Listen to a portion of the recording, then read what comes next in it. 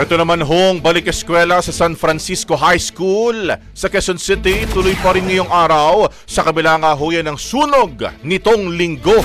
Brigada Gigo Boy Custodio, i-brigada mo! Brigada Live Report.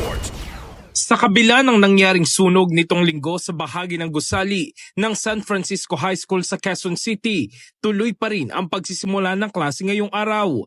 Ayon sa principal ng paaralan na si Dr. Marisa Lu Rodriguez, pansamantala munang mag-a-assembly sa covered court ng paaralan ngayong araw ang mahigit 600 senior high school student na apektado ang klase dahil sa sunog.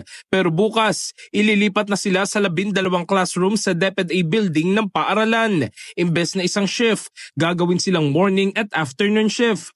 Tiniyak naman ng DepEd na magbibigay sila ng mga gamit na kakailanganin ng mga estudyante tulad ng mga armchairs at modules. Hinihintay na lamang ng DepEd Quezon City ang resulta ng investigasyon ng Bureau of Fire Protection at assessment sa mga sira para sa tulong na ipapaabot sa paaralan. Inaabisuhan naman ang lahat ng mga mag-aaral na magdala at magsuot ng face mask bilang proteksyon. Kabilang sa mga nasunog ang faculty room ng Filipino Department, Araling Panlipunan Department, Journalism Room, Social Hall, Library Classroom ng Grade 9 at Grade 10.